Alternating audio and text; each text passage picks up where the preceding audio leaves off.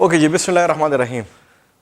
इसके बाद जो हमारा टॉपिक है वो है फीमेल रिप्रोडक्टिव सिस्टम। हम और आप लोगों ने मेल रिप्रोडक्टिव सिस्टम पढ़ा, लेकिन मैंने आपके साथ ये बात पहले ही शेयर की हुई थी कि मेल और फीमेल के रिप्रोडक्टिव सिस्टम में कुछ डिफरेंसेस हैं।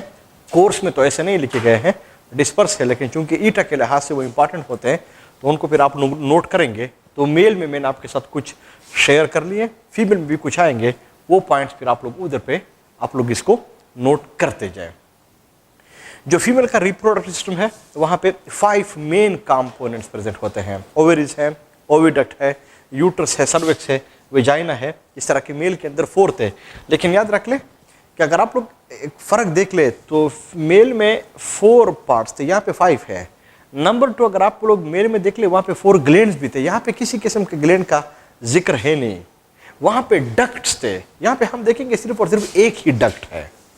तो ये भी कुछ डिफरेंसेस है जो कि आप लोगों को पता होना चाहिए। इनके अलावा अगर आप लोग मेल के रिप्रोडक्टिव सिस्टम में देख ले तो हम और आप लोगों ने पूरा का पूरा जो एनर्जी थी, कंसंट्रेशन थी, उस पर मेट्रोजेनेसिस, बाकी बातें फिर आसान होती है। वो बुक के अंदर इन्होंने एक 2 लाइन में इसको मेंशन की हुई है, वो बातें आसान है।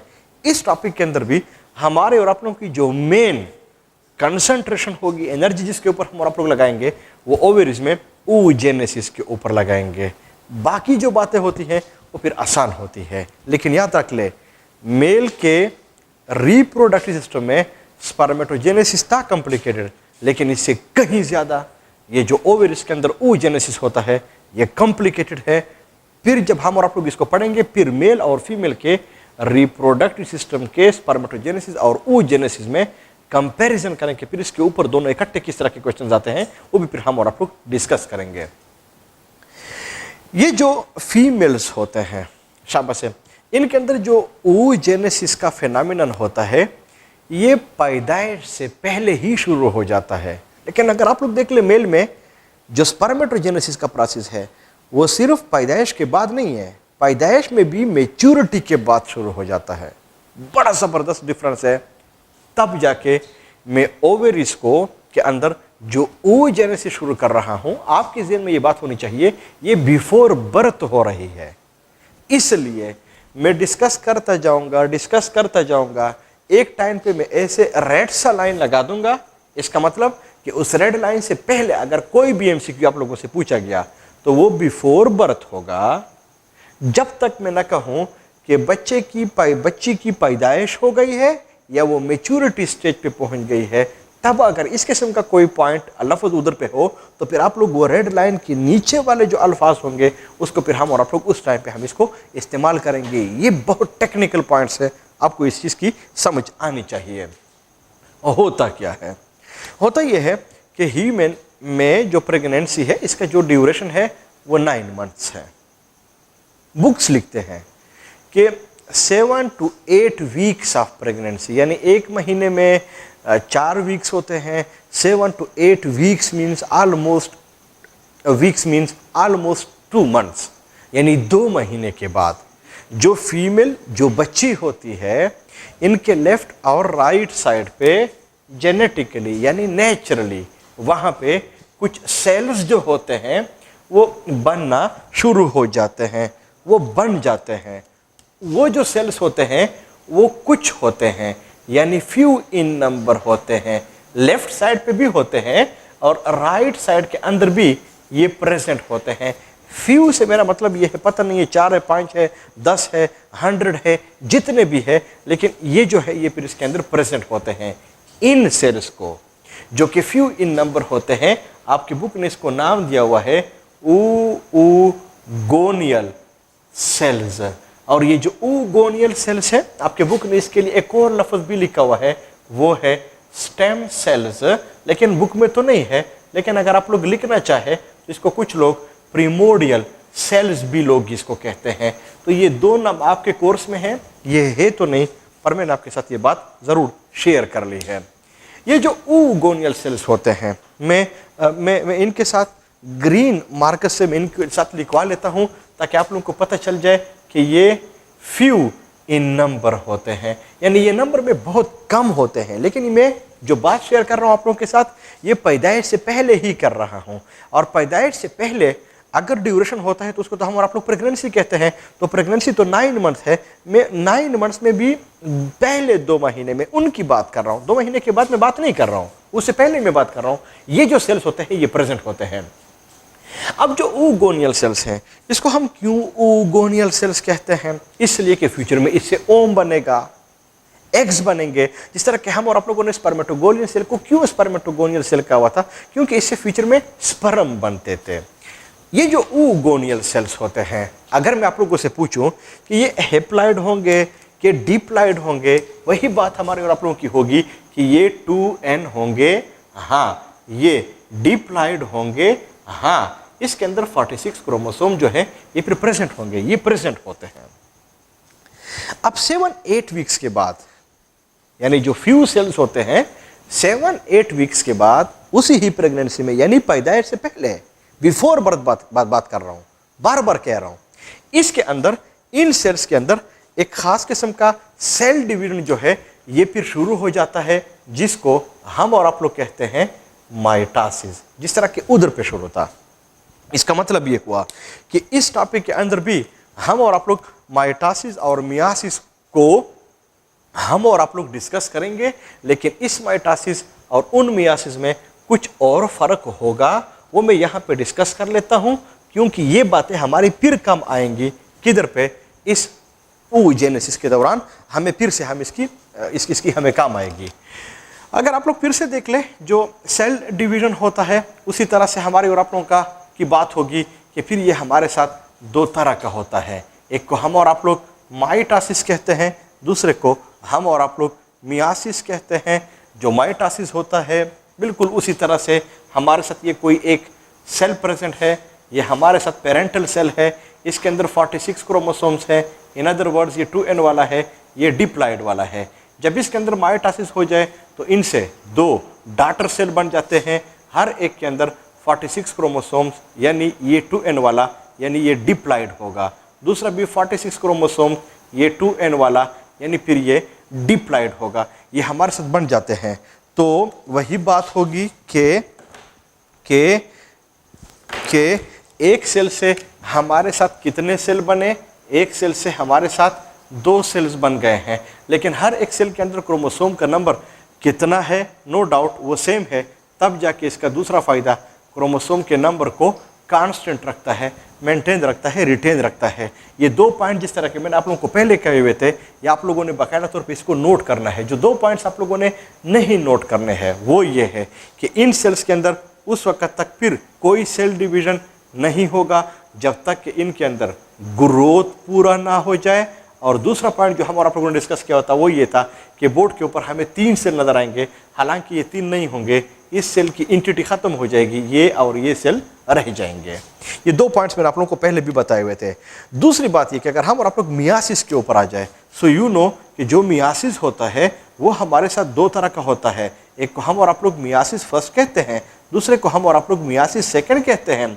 मियासिस फर्स्ट को हम और आप लोगों ने रिडक्शन डिवीजन हम और आप लोगों ने इसको कहा हुआ था, जबकि जो मियासिस 2 है इसको हम और आप लोगों ने इक्वेशनल डिवीजन हम और आप लोगों ने इसको कहा हुआ था। जो मियासिस फर्स्ट होता है इनके अंदर 4 सब स्टेजेस होते हैं। 9th-10th में आप लोगों ने पढ़े होंगे, प्रोफेस, मेटाफेस, एनाफेस, टीलोफेस। इसी तरह से जो मियासिस 2 होता है इनके अंदर भी 4 स्टेजेस होते हैं, प्रोफेस, मेटाफेस, एनाफेस और टीलोफेस। इनमें फ़र्क के लिए इनके साथ सबके साथ हम 1 लिखते हैं, क्योंकि ये मियासिस फर्स्ट के ये स्टेप्स हैं। तो सबके साथ मैं ऐसे फर्स्ट लिखवा लेता हूँ, जबकि जो सेकंड है इन सब के साथ मैं प्रोफेस सेकंड, शाबाश से, फिर मेटाफेस सेकंड, फिर एनाफेस सेकंड और फिर टीलोफेस सेकंड। इनके साथ भी मैं इस किस्म के अल्फाज जो है ये फिर इस्तेमाल कर लेता हूँ, इनको मैं ये लगा लेता हूँ। अब होगा क्या कि अगर हम और आप लोग इस oogoneal सेल्स के ऊपर हम आ जाए, जो कि 2n है, डिप्लॉइड है, स्टेम सेल्स हम इसको कहते हैं, प्रिमोडियल सेल्स हम इसको कहते हैं, फ्यू इन नंबर है, इसमें कोई शक नहीं है, इसके अंदर माइटोसिस शुरू हो जाएगा। तो अगर इसके अंदर माइटोसिस शुरू हो जाए हर एक सेल के अंदर, अगर आप लोग देख ले oogoneal सेल के अंदर, तो फिर हर एक सेल से 2-2 सेल्स बनेंगे। ऐसे 2-2 सेल्स जो होते हैं ये फिर इनसे बनते हैं, और जब इस सेल के अंदर फिर ग्रोथ पूरी हो जाए, फिर होता है, तो ये माइटोसिस जो होता है ना, इनके अंदर हो जाता है, बहुत ज़्यादा हो जाता है।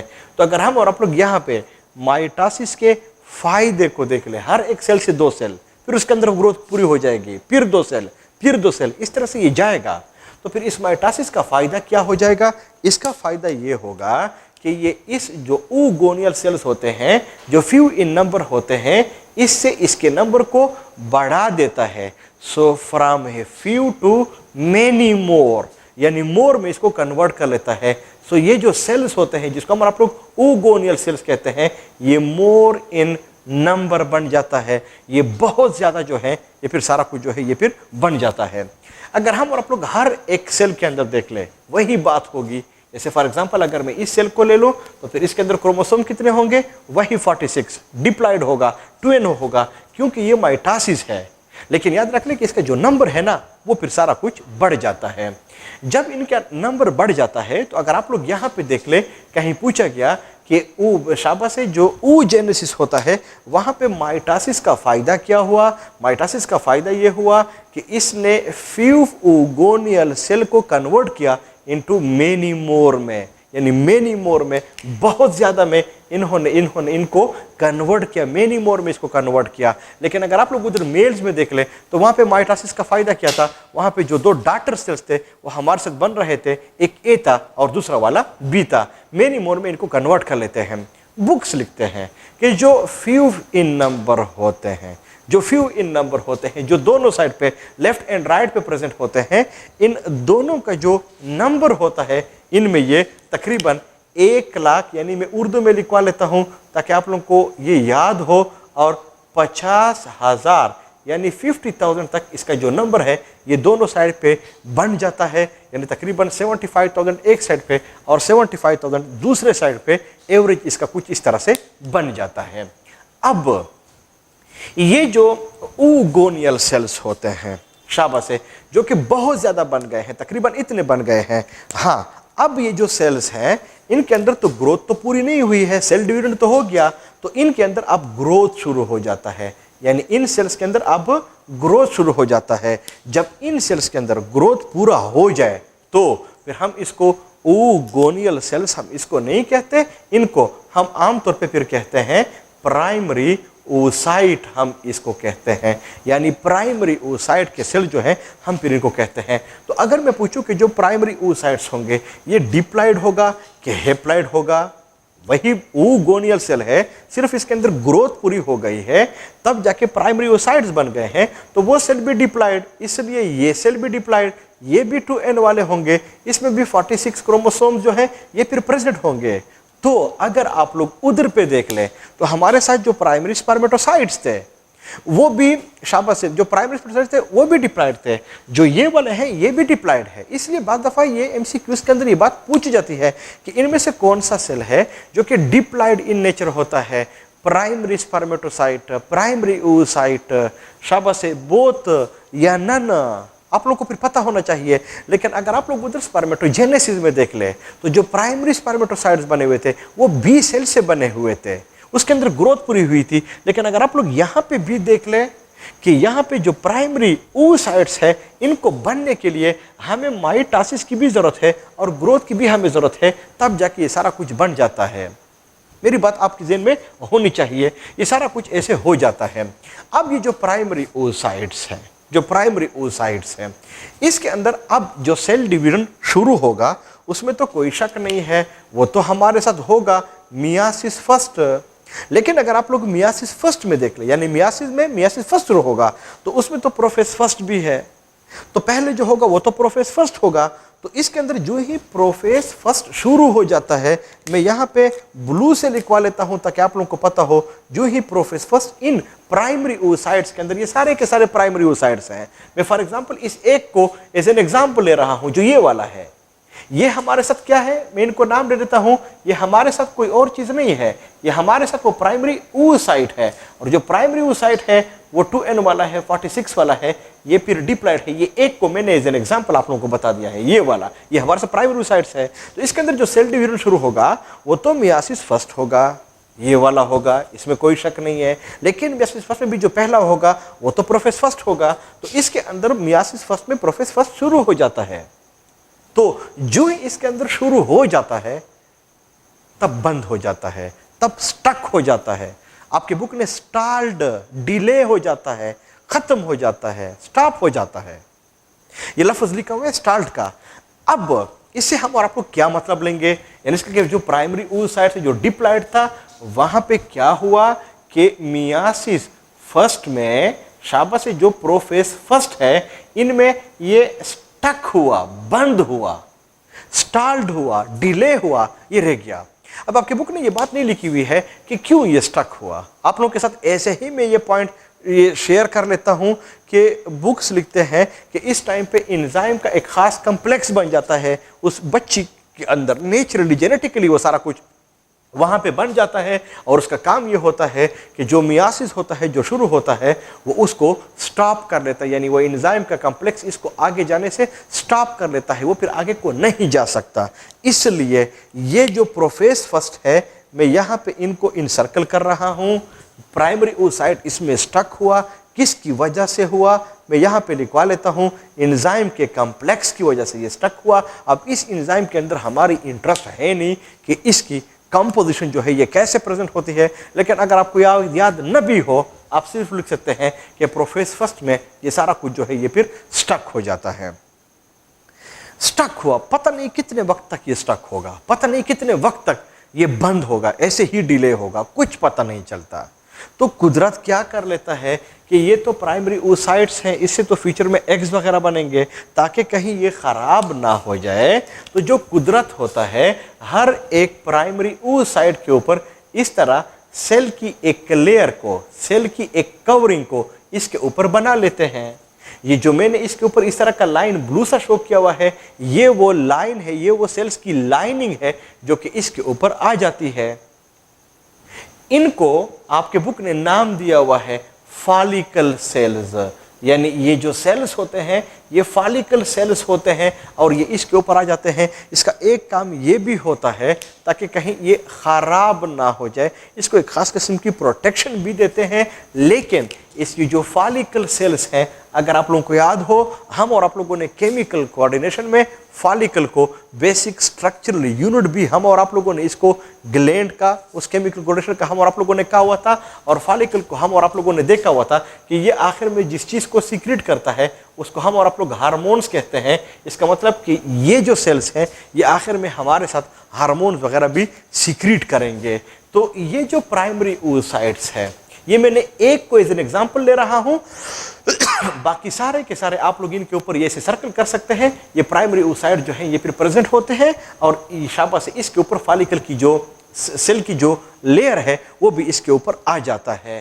तो जब इसके ऊपर फॉलिकल के सेल की लेयर है, अंदर को प्राइमरी oocytes है, ये दोनों के दोनों जिस चीज को बना लेते हैं, आपके बुक ने इसको नाम दिया हुआ है ovarian follicle. Why ovarian follicle?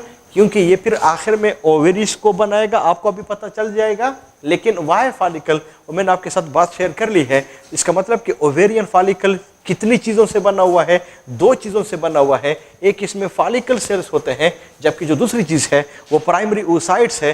ये जो प्राइमरी oocytes होते हैं ये दरमियान में प्रेजेंट होते हैं, फॉलिकल सेल्स इसके ऊपर जो है ये प्रेजेंट होते हैं। मैं आमतौर पे स्टूडेंट्स को कहता हूँ कि अगर आजकल आप लोग देख ले, ये फ्रूट्स होते हैं, चाइना से आते हैं, किसी और ममालिक से आते हैं, आप लोग नाशपाती वगैरह देख ले, इसको आप लोग कंसिडर कर ले, तो नाशपाती होता है, पियर होता है। अगर आप लोग उस नाशपाती को कंसिडर कर ले कि ये हमारे साथ कोई प्राइमरी oocyte है, लेकिन जब ये उधर चाइना से इधर पाकिस्तान आता है तो आप लोगों ने ये बाजार में देखे होंगे, मार्केट में देखे होंगे, उस नाशपाती के ऊपर प्लास्टिक की कोई कवरिंग भी प्रेजेंट होती है। और उस प्लास्टिक की कवरिंग को आप लोग कंसिडर कर ले कि ये फॉलिकल सेल्स होते हैं। तो ये जो नाशपाती है, प्राइमरी oocyte है, इसके ऊपर जो फॉलिकल सेल्स हैं, वो प्लास्टिक की जो कवरिंग है, इसको हम और फिर इकट्ठा हम क्या कहते हैं? इसको हम ओवेरियन फॉलिकल कहते हैं। तो ओवेरियन फॉलिकल में क्या हुआ? बीच में नाशपाती यानी प्राइमरी oocytes, बाहर को फॉलिकल सेल्स की जो लेयर है ये फिर प्रेजेंट होती है। अब अगर आप लोग देख लीजिए, जब चाइना से ये नाशपाती, ये फ्रूट्स आते हैं, तो बहुत ज़्यादा इस तरह के नाशपाती होते हैं, यानी प्राइमरी oocytes होते हैं हर एक फॉलिकल सेल्स के अंदर, यानी वो प्लास्टिक के तेले के अंदर वो बंद होते हैं। फिर एक पेटी होती है, उस पेटी के अंदर उन नाशपातियों को फिर रखा जाता है। तो एक पेटी के अंदर बहुत ज़्यादा ये नाशपाती जो है ये फिर प्रेजेंट होते हैं, जिसके ऊपर वो कवरिंग भी प्रेजेंट होती है। एग्जैक्टली ये जो ओवेरियन फॉलिकल होते हैं, इसके अंदर प्राइमरी oocyte होता है, यानी वो नाशपाती होता है, इसके ऊपर वो कवरिंग प्रेजेंट होती है प्लास्टिक की। फिर बहुत ज़्यादा जो इस किस्म के ओवेरियन फॉलिकल होते हैं ये इकट्ठे बन जाते हैं, प्रेजेंट होते हैं, और इन सबको एक पेटी के अंदर बंद किया जाता है, और उस पेटी को फिर हम और आप लोग कहते हैं ओवेरी। तो अगर मैं पूछूं कि ओवेरी किस चीज से बनी हुई है, ओवेरियन फॉलिकल से। पेटी है, ओवेरियन फॉलिकल किस चीज से बना हुआ है, दो चीजों से बना हुआ है। एक इसमें प्राइमरी oocyte है, जबकि इसके ऊपर फॉलिकल के जो सेल्स हैं ये भी फिर इसके ऊपर प्रेजेंट होते हैं। तो ये पेटी बना लेते हैं। अब इस ओवरी की लेंथ कितनी है, इसका डायामीटर कितना होता है, ये कितने होते हैं, दो ही होते हैं, बॉडी के अंदर होते हैं, क्योंकि इसके अंदर जो oogenesis होता है इसके लिए टेम्परेचर हमारे बॉडी जितना चाहिए होता है।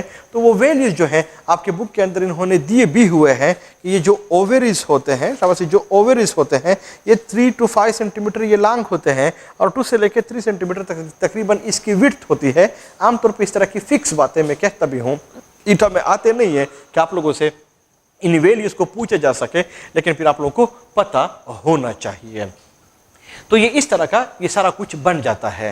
अब पता नहीं कि कितने वक्त तक इन प्राइमरी oocytes के अंदर जो कि मियासिस फर्स्ट प्रोफेस फर्स्ट में है ये सारा कुछ स्टक होगा, लेकिन हर एक साइड पे ये ओवेरीज बन जाते हैं, और इन ओवेरीज के अंदर फिर होता क्या है, ओवेरियन फॉलिकल होते हैं। ओवेरियन फॉलिकल कितनी चीज़ों से बना हुआ है, इन दो चीज़ों से ये बना हुआ है, और ये फिर सारा कुछ इस तरह से पैक हो जाता है। अब होता क्या है, होता ये है कि जो फीमेल है, जो बच्ची है, उसकी पैदाइश हो जाती है। जब उसकी पैदाइश हो जाए, जब इसकी पैदाइश हो जाए तो अंडरस्टूड बात है, इसकी उम्र जो है 1 साल, 2 साल, फिर 5 साल, एक उम्र इसके ऊपर ऐसे आ जाता है जब वो मेच्योरिटी के स्टेज को, मेच्योरिटी के एज को गेन कर लेते हैं। तो फीमेल कब को मेच्योर होती है, 13-14 ईयर्स पे ये आमतौर पे मेच्योर हो जाती है। तो जो ही 13-14 ईयर्स पे ये मेच्योर होती है तो उधर पे होता क्या है, उधर पे होता ये है कि फॉर एग्जांपल जो फीमेल है उधर पे जो इसका हाइपोथैलेमस है, हाइपोथैलेमस से एक फैक्टर रिलीज हो जाता है जिसको हम और आप लोग GnRH कहते हैं। ये नॉर्मली फीमेल के बॉडी के अंदर रिलीज नहीं होता। ये कब को रिलीज होता है, जब इसके अंदर वो मेच्योरिटी का एज आ जाए। जो ही ये रिलीज हो जाता है उधर हाइपोथैलेमस से जो ये फैक्टर होता है, शाबाश है, वो तो पिट्यूटरी ग्लैंड के एंटीरियर लोब को आ जाएगा। जो ही वो एंटीरियर लोब को आ जाए, ये कितने किस्म के हार्मोन को सीक्रेट करेगा, FSH को सीक्रेट करेगा, LH को सीक्रेट करेगा। अगर आप लोगों को FSH के फंक्शन याद हो, मैंने बताए हुए थे कि फीमेल में इसके 2 मेन फंक्शंस हैं। नंबर 1, ये फॉलिकल्स को भी स्टिमुलेट करता है। नंबर 2, ये एस्ट्रोजन हार्मोन को भी बना लेता है। मैं यहाँ पे फिर से लिखवा लेता हूँ कि ये फॉलिकल्स को स्टिमुलेट भी करता है और साथ में एस्ट्रोजन हार्मोन को भी बनाता है। तो अगर आप लोग देख ले, जो फीमेल्स होते हैं वहाँ पे ये जो फॉलिकल्स है वो हमारे साथ ओवेरियन फॉलिकल होते हैं। ये इन ओवेरियन फॉलिकल को स्टिमुलेट कर लेते हैं, तब जाके तो हम इसको FSH फॉलिकल स्टिमुलेटिंग हार्मोन, और वो फॉलिकल एक्चुअली क्या है, वो ओवेरियन फॉलिकल है, इसको स्टिमुलेट कर लेता है। स्टिमुलेट से हमारा मतलब क्या होता है, वो ये होता है कि जो मियासिस फस्ता, जो प्रोफेस फस्ता, जिसको एंजाइम के कॉम्प्लेक्स ने इसको स्टक किया हुआ था, स्टॉक किया हुआ था, स्टाल्ट किया हुआ था, बंद किया हुआ था, वो जो एंजाइम होता है FSH, ये इस एंजाइम के कॉम्प्लेक्स को इससे हटा देता है। जो ही इससे इसको हटा देता है तो अंडरस्टूड बात है, वो प्रोफेस फर्स्ट इस oocyte के अंदर, प्राइमरी oocytes के अंदर वो तो पूरा हो जाएगा, मेटाफेज 1 पूरा हो जाएगा, एनाफेज 1 पूरा हो जाएगा, और टीलोफेज 1 पूरा हो जाएगा। जब ये पूरा हो जाए तो मियासिस फर्स्ट पूरा हुआ। जब पूरा हो जाए तो फिर इस एक सेल से इसके अंदर 2 सेल्स जो है ये फिर बन जाते हैं। अंडरस्टूड बात है, इसके अंदर 2 सेल बनेंगे। जो 2 सेल्स बनते हैं, ये नेचुरली ऐसे होता है कि इनमें जब दो सेल जब भी बनते हैं उनमें जो डिवीजन होती है वो इक्वल डिवीजन होती है, माइटोसिस हो या मियासिस हो। लेकिन यहाँ पे जो डिवीजन होती है वो अनइक्वल होता है। एक के अंदर थोड़ा ज्यादा साइटोप्लाज्म आ जाता है, दूसरे के अंदर थोड़ा कम आ जाता है। जिसके अंदर ज्यादा साइटोप्लाज्म आ जाता है ये वाला, इसको हम फिर कहते हैं सेकेंडरी oocyte। जबकि जिसके अंदर कम साइटोप्लाज्म आ जाता है इसको हम फिर कहते हैं फर्स्ट पोलर बॉडी, हम इसको कहते हैं। लेकिन ये मियासिस फर्स्ट हुआ, ये रिडक्शन डिवीजन है। तो जो सेकेंडरी oocyte है इनमें ये क्रोमोसोम का नंबर प्राइमरी से हाफ हो जाएगा और ये कितना हो जाएगा, n हो जाएगा। ये कितना हो जाएगा, ये 23 हो जाएगा। ये डिप्लॉइड नहीं होगा, ये फिर हमारे साथ हेप्लॉइड बन जाएगा। तब जाके अगर आप लोग देख ले कि प्राइमरी oocyte डिप्लॉइड होंगे जबकि जो सेकेंडरी oocytes होंगे ये फिर हमारे साथ हेप्लॉइड बन जाएंगे।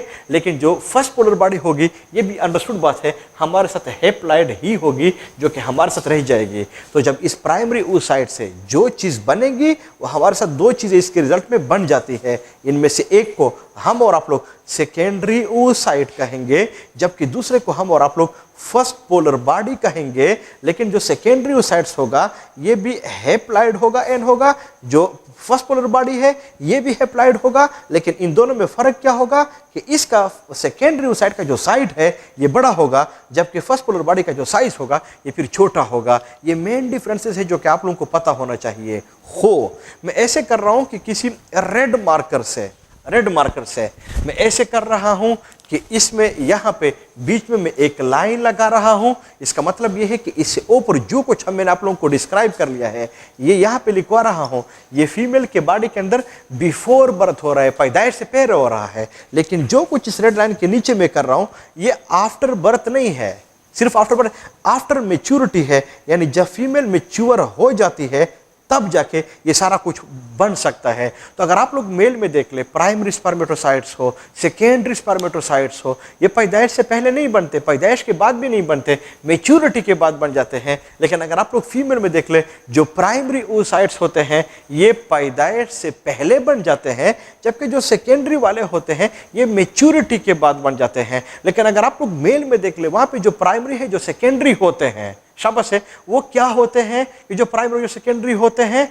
ये मेल्स के बॉडी के अंदर ये मेल्स के बॉडी के अंदर ये मैच्योरिटी के बाद बनना शुरू भी हो जाते हैं और ये बहुत ज़्यादा बनते हैं। लेकिन अगर आप लोग फीमेल के बॉडी के अंदर देख ले ये बहुत ज़्यादा नहीं होते, ये बहुत लिमिटेड हमारे साथ बन रहे हैं। उधर मेल के बॉडी में पोलर बॉडी का कॉन्सेप्ट नहीं है, फीमेल के बॉडी के अंदर ये पोलर बॉडी का कॉन्सेप्ट भी होता है। तो फिर आप लोगों से एमसीक्यूज में पूछा जा सकता है कि इनमें से कौन सा है जो कि फीमेल के बॉडी में बिफोर बर्थ इसके अंदर प्रेजेंट होते हैं। ये प्राइमरी oocytes है, सेकेंडरी oocyte है, फर्स्ट पोलर बॉडी होगी, ऑल ऑफ दीज या नन ऑफ दीज होगा। सो यू शुड नो कि ये प्राइमरी होते हैं। आफ्टर मैच्योरिटी किसके अंदर कौन कौन सी चीजें प्रेजेंट होती है, वो सेकेंडरी है और फर्स्ट पोलर बॉडी है। इनमें से कौन सा एप्लाइड है, कौन सा डिप्लॉइड है, इनमें से कौन सा किस सेल डिवीजन के रिजल्ट में बना हुआ है, ये सारी बातें आप लोगों को पता होना चाहिए। तो डायग्राम के अंदर अगर हम आप लोग आ जाए फिर ये सारा कुछ ऐसे हो जाता है। अब होता क्या है कि ये तो इसके अंदर पूरा हो गया है, ये लाइन तो पूरा हो गया है।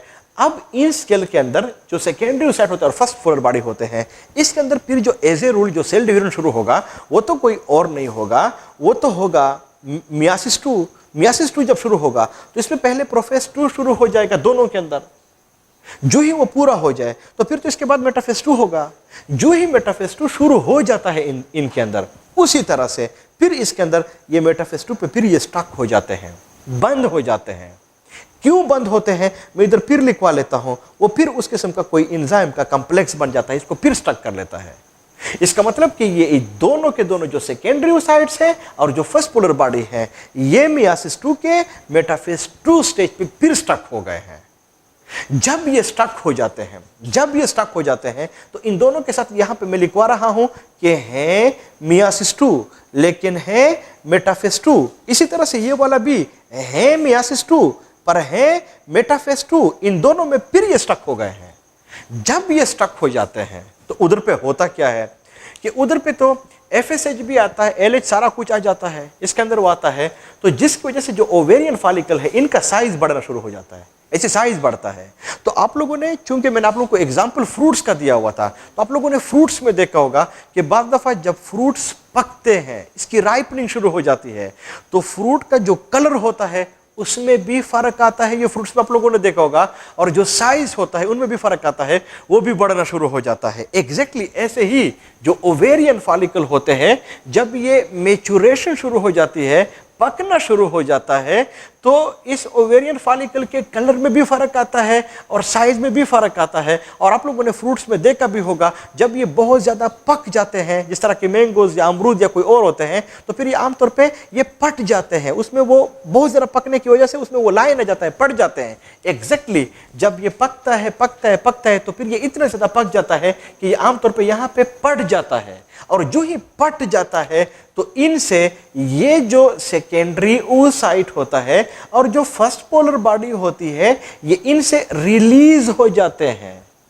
तो ये आमतौर पे फीमेल्स में मंथली साइकिल में एमसीक्यूज के अंदर ये बात पूछते हैं कि इनके अंदर जो एग्स रिलीज होते हैं वो कौन सा वाला होता है, तो प्लीज आपको याद होना चाहिए वो सेकेंडरी oocyte होता है। लेकिन कहीं पूछा गया कि वो सेकेंडरी oocyte में किस स्टेज पे होता है, मेटाफेज 1 में, प्रोफेज 1 में, प्रोफेज 2 में, मेटाफेज 2 में, तो वो मेटाफेज 2 में होते हैं। इसका मतलब कि फीमेल्स में भी मंथली साइकिल में भी जो ओम रिलीज होते हैं ना, वो मेटाफेज 2 वाले होते हैं। अगर आप लोग मेटाफेज 2 वाला ओम देख ले, एग देख ले, वो है हेप्लॉइड, वो डिप्लॉइड नहीं है, वो हेप्लॉइड वाला होता है, वो रिलीज हो जाता है। तो अगर ये दो रिलीज हो गए हैं, तो इनको मैं इससे हटा देता हूं। अगर हम और आप लोग इसको हटा दे, तो जो हमारे साथ सेकेंडरी oocyte है वो प्लस जो फर्स्ट पोलर बॉडी है वो रिलीज हो गए हैं। ये दोनों के दोनों आएंगे किधर, उधर फेलोपियन ट्यूब के अंदर, जो मैंने बताया हुआ था डक्ट है, और ये वाह डक्ट है, इसके अलावा कोई दूसरा डक्ट नहीं होता फीमेल के रिप्रोडक्टिव सिस्टम के अंदर। तो इसमें ये आ जाते हैं, तो इस डक्ट के थ्रू फिर ये नीचे आएंगे। नीचे किधर जाएंगे, इसके बाद तो वो यूट्रस है, इधर पे कोई वो दूसरा डक्ट भी है, तो इधर पे तो वो यूट्रस बना लेते हैं, तो ये तो फिर आएंगे यूट्रस को। तो जब ये यूट्रस को आते हैं, जब ये यूट्रस को आते हैं, तो फॉर एग्जांपल इस दौरान कहीं अगर मेल और फीमेल के बीच में मैटिंग हुई है, तो अंडरस्टूड बात है, जो मेल्स होते हैं वो तो फीमेल्स के बॉडी के अंदर स्पर्म्स को छोड़ देते हैं। तो स्पर्म्स को हम और आप लोगों ने पढ़ा हुआ था कि इसका शेप भी टेडपोल फिश की तरह है, और इसके अंदर जो मूवमेंट है वो भी फिश की तरह स्विमिंग है। और जो स्विमिंग होती है, बार बार बता रहा हूं, वो हमेशा के लिए अपस्ट्रीम होगा, बहाव के उल्टा होगा। तो जो फीमेल का रिप्रोडक्टिव सिस्टम है, इसमें तो पेरिस्टाल्सिस ऐसे हो रहा है ना, स्पर्म जो होंगे वो तो इधर पे होंगे, तो स्पर्म तो अपस्ट्रीम होगा, वो तो ऊपर जाएगा। तो याद रख ले कि जो फेलोपियन ट्यूब है, ये सिर्फ और सिर्फ एक ही वजह से मशहूर है, एक ही वजह से इंपॉर्टेंट है कि यहां पे जो मेल और फीमेल के जो स्पर्म और जो ओम्स होते हैं ना, इनमें फर्टिलाइजेशन यहां पे होती है, ये किसी और जगह पे नहीं होती। लेकिन चूंकि एक्सरसाइज में है, तब जाके मैं आप लोगों को बता देता हूं कि अगर आप लोग इस फेलोपियन ट्यूब को 3 पार्ट्स में डिवाइड कर ले, एंटीरियर वाला, मिडल वाला और पोस्टीरियर वाला, तो कहते हैं कि बहुत ज्यादा चांसेस स्पर्म और ओम के जहां पे ये मिलते हैं वो anterior 1/3 portion of the oviduct, फिर कम चांसेस मिडल में, फिर और कम चांसेस पोस्टीरियर पार्ट में। लेकिन एक मर्तबा ये ओम इधर से यूट्रस को पहुंच गया, यूट्रस में फिर किसी किस्म की फर्टिलाइजेशन जो है ये फिर नहीं हो सकती। यूट्रस सिर्फ और सिर्फ इंप्लांटेशन के लिए इंपॉर्टेंट है, इंप्लांटेशन वहां पे हो सकती है, फर्टिलाइजेशन नहीं होगा। तो जनरली हम और आप लोग कह सकते हैं कि जो फेलोपियन ट्यूब है, फर्टिलाइजेशन यहां पे होगा, कहीं पूछा गया, लेकिन यहां पे भी जहां पे ज्यादा चांसेस होते हैं वो एंटीरियर पार्ट होता है, कोई और पोर्शन जो होता है वो फिर प्रेजेंट नहीं होता। अब होता क्या है कि अगर ये आ रहा है और इसको यहां पे कोई स्पर्म मिल गया है, तो जो स्पर्म है उसका स्ट्रक्चर हम और आप लोगों ने पढ़ा हुआ था कि उसका जो हेड होगा, हेड के ऊपर एक्रोसोम होगा, एक्रोसोम में एंजाइम्स होते हैं, उनमें से वो हायालुरोनाइडेज एंजाइम भी प्रेजेंट होते हैं। वो हायालुरोनाइडेज एंजाइम सीक्रेट कर लेते हैं, और जो ओम होता है यानी जो सेकेंडरी oocyte होता है, इसके मेम्ब्रेन को परमिएबल बना लेता है। लेकिन जो ही इसको परमिएबल बना लेता है, वो जो स्पर्म होता है वो अपना न्यूक्लियस इस सेकेंडरी स्पर्मेटोसाइट को दे देता है। जो ही इसको दे देता है, इस स्पर्म के अंदर फिर ये कमाल होता है कि ये इस एंजाइम के कॉम्प्लेक्स को इस सेकेंडरी oocyte से हटा देता है। जो ही हटा देता है तो मेटाफेज 2 भी पूरा हो जाता है, एनाफेज भी और टेलोफेज 2 भी, ये सारे के सारे पूरे हो जाते हैं। तो जब ये पूरे हो जाए तो फिर इस एक सेकेंडरी oocyte से, ये एक सेकेंडरी oocyte से हमारे साथ फिर 2 सेल बनेंगे, एक बड़ा एक छोटा, जबकि जो फर्स्ट पोलर बॉडी है ये भी बेसिकली है तो सेकेंडरी oocyte ना, लेकिन साइज छोटा है ना, तब जाके हम और आप लोगों ने इसका नाम चेंज किया हुआ है ना फर्स्ट पोलर बॉडी में। तो जब इनको मिल जाता है तो इनसे भी दो सेल्स बन जाते हैं। क्या मिल जाता है? इसको स्पर्म मिल जाता है। इसका मतलब यह हुआ कि जब बन जाते हैं तो इनमें फिर यहां पे जो बड़ा वाला है, जो बड़ा सेल है, इसको फिर हम कहते हैं ओम या एग हम कहेंगे, जबकि जो छोटा बन गया है इसको हम फिर सेकंड पोलर बॉडी कहेंगे। और जो फर्स्ट पोलर बॉडी है, अंडरस्टूड बात है, उससे जो चीज बनेगी वो फिर सेकंड पोलर बॉडी होगी। इसका मतलब यह हुआ कि जब मियासिस 2 पूरा होता है तो हमारे साथ वो 4 सेल बन गए हैं, लेकिन इसमें एक्चुअली ओम या एग है कितना? वो 1 है। और सेकंड पोलर बॉडी हमारे साथ कितने बन गए हैं? वो फिर 3 बन गए हैं। अब अगर आप लोग देख ले, बड़े इंटरेस्टिंग एमसीक्यू इसके ऊपर आ सकते हैं कि जो प्रोफेज फर्स्ट था वहां पे जो एंजाइम का कॉम्प्लेक्स बना हुआ था, यानी जो सेल डिवीजन वहां पे स्टक हुआ था, बंद हुआ था, स्टार्ट था, इसको किसने शुरू किया? एफएसएच ने। मैं फिर से लिखवा लेता हूं। लेकिन अगर आप लोग देख ले, यहां पे फिर पे मेटाफेज 2 पे फिर स्टक हुआ, इसको फिर किसने इनिशिएट किया, किसने फिर स्टार्ट किया? वो कोई और नहीं है, ये फिर स्पर्म है। ये बातें पूछते हैं जो ओम रिलीज होता है फीमेल में, ये किस स्टेज पे रिलीज होता है? मेटाफेज 2 पे। ये सारे पॉइंट्स आप लोगों को याद होने चाहिए। अब अगर हम और आप लोग थोड़ा सा इधर पे आ जाए, फिर आप लोगों से यहाँ पे क्या क्या पूछा जा सकता है, वही बात जिस तरह के हम और आप लोगों ने स्पर्मेटोजेनेसिस के ऊपर प्रैक्टिस की हुई थी कि अगर हमारे साथ प्राइमरी oocyte 1 हो तो फिर सेकेंडरी oocytes कितने बनेंगे? 1। लेकिन अगर आप लोगों को उधर स्पर्मेटोजेनेसिस में याद हो, अगर हमारे साथ प्राइमरी स्पर्मेटोसाइट 1 था तो सेकेंडरी स्पर्मेटोसाइट कितने बन रहे थे? 2। इधर पे अगर आप देख ले, यहाँ पे चूंकि फर्स्ट यहाँ पे पोलर बॉडी भी बनते हैं, इसी तरह से अगर आप लोगों को स्पर्मेटोजेनेसिस में याद हो, अगर हमारे साथ 100 प्राइमरी स्पर्मेटोसाइट्स थे तो कितने सेकेंडरी स्पर्मेटोसाइट्स बन रहे थे? 200। लेकिन अगर आप लोग यहाँ पे देख ले, प्राइमरी oocytes 100 है तो सेकेंडरी oocytes वो भी 100 बनेंगे। अगर आप लोग फिर उधर स्पर्मेटोजेनेसिस में जाएं तो उधर पे अगर हमारे साथ 100 प्राइमरी स्पर्मेटोसाइट्स थे तो हमारे साथ स्पर्मेटिड कितने बन रहे थे? 400। लेकिन अगर यहां पे हमारे साथ 100 प्राइमरी oocytes हो तो फिर हमारे साथ कितने ओम या एग बनेंगे? वो भी फिर 100 बनेंगे। तो इनमें ये बेसिक डिफरेंसेस है जो कि आप लोगों को पता होना चाहिए। कौन सा पैदाइश से पहले, कौन सा पैदाइश के बाद है, ये सारे पॉइंट्स आपके ज़हन में होने चाहिए। जब ये एग ओम फर्टिलाइज हो जाए तो इस फर्टिलाइज ओम को हम फिर कहते हैं जाइगोट, यानी इस फर्टिलाइज ओम को हम और आप लोग क्या कहेंगे? जाइगोट। और जो जाइगोट होगा वो फिर इम्प्लांट हो जाएगा किधर? यूट्रस में। और इस यूट्रस की में इस ओम को, जाइगोट को इम्प्लांट करने के लिए कौन सी चीज वो रिस्पॉन्सिबल होती है? वो कोई और नहीं होता, वो कोई और नहीं होता। वो जो चीज इसके लिए रिस्पॉन्सिबल होती है उसको हम और आप लोग कहते हैं ये प्रोजेस्टेरोन हार्मोन है। प्रोजेस्टेरोन हार्मोन है जो इसको फिर इसके अंदर इम्प्लांट कर लेगा। जब ये इम्प्लांट कर लेगा तो अंडरस्टूड बाय 9 मंथ्स फिर वहां पे गुजारेगा। और जब 9 मंथ्स वहां पे गुजार दे, प्रेगनेंसी का टाइम गुजर जाए, तो फिर कोई बच्चा पैदा हो जाता है। अंडरस्टूड बात है। वो बच्चा फिर बढ़ के असद सा भी बन सकता है, समद भी बन सकता है, कोई और भी बन सकता है। तो ये सारा का सारा वो प्रोसेस होता है जो कि फिर ये मुकम्मल हो सकता है। नेक्स्ट वो ये है कि ये कुछ पॉइंट्स इसके अंदर हो गए हैं, सारा कुछ मैंने आप लोगों को बता दिया है। जो कुछ पीछे रह गया, कौन सी चीज रह गई है? वो तो वो ओवेरियन फॉलिकल से वो फॉलिकल सेल्स रह गए हैं। ये जो फॉलिकल सेल्स होते हैं, शाबाश, ओवेरियन फॉलिकल, ये फिर कन्वर्ट हो जाता है इनटू अनदर स्ट्रक्चर। और उस स्ट्रक्चर को हम फिर कहते हैं कार्पस ल्यूटियम। आपके बुक ने लिखा हुआ है ये फिर किसी प्रोजेस्टेरोन हार्मोन को सीक्रेट करेगा जो मैंने आप लोगों को बता दिया है। तो फिर वो हार्मोन सीक्रेट करता है और इसका साइज छोटा होता जाता है और आखिर में इसकी डेथ एट्रीजिया हो जाती है, ये फिर ख़त्म हो जाता है। तो जो फीमेल्स होते हैं इनके अंदर ये जो oogenesis होता है, इसके ऊपर जो टेक्निकल एमसीक्यूज आते हैं वो मैंने आपके साथ शेयर कर लिया। आप लोग इसको जरूर आप लोगों ने इसको देखना है। अगर हम और आप लोग फीमेल के रिप्रोडक्टिव सिस्टम के अंदर देख ले तो किसी भी जगह पे आप लोग मसला क्रिएट कर ले, वो इनफर्टिलिटी वगैरह को प्रोड्यूस कर सकते हैं। लेकिन 2 फिर इंपॉर्टेंट होंगे। नंबर वन इनमें से जो एक होगा उसका हम और आप लोग एंडोमेट्रियोसिस हम और आप लोग इसको कहते हैं। एंडोमेट्रियोसिस क्या होता है? जो यूट्रस होता है, वहां पे 3 लेयर्स होते हैं। ईपीमीट्रियम है, मायोमीट्रियम है, एंडोमेट्रियम है, ये जो एंडोमेट्रियम होता है वहां पे ये इम्प्लांटेशन होता है। तो बाद दफा बैक्टीरिया होते हैं यूट्रस के एंडोमेट्रियम के ऊपर इन्फेक्शन काज कर लेते हैं, जिसकी वजह से वो एंडोमेट्रियोसिस हम इसको कहते हैं। और अगर एंडोमेट्रियोसिस किसी फीमेल के अंदर हुआ तो फिर ये इनफर्टिलिटी को काज कर लेगा। हो याद रख ले, एंडोमेट्रियोसिस इनफर्टिलिटी काज करते हैं फीमेल में, मेल के अंदर नहीं होते। जो दूसरी चीज है इसको हम आप लोग यूटेराइन फाइब्राइड्स कहते हैं। जो यूट्रस होता है उसके अंदर वो फाइबर्स, रसोरी वगैरह जिसको हम आप लोग कहते हैं, ये बन जाते हैं, तब जाके ये भी फीमेल के अंदर इनफर्टिलिटी को काज कर सकते हैं। लेकिन यूटेराइन फाइब्राइड्स हरगिज़ मेल के अंदर इनफर्टिलिटी को काज नहीं कर सकते। तो मेल इनफर्टिलिटी में दो चीजें थी, वेरिकोसिल और सिस्टिक फाइब्रोसिस। जो फीमेल की इनफर्टिलिटी है वहां पे फिर दो चीजें हैं, number 1 endometriosis, number 2 uterine fibroids. तो दो मेल वाले स्पेसिफिक, फीमेल वाले स्पेसिफिक, ये दो सिर्फ फीमेल के अंदर इनफर्टिलिटी काज करते हैं, ये दो सिर्फ और सिर्फ मेल्स के अंदर इनफर्टिलिटी को काज कर सकते हैं। Thank you.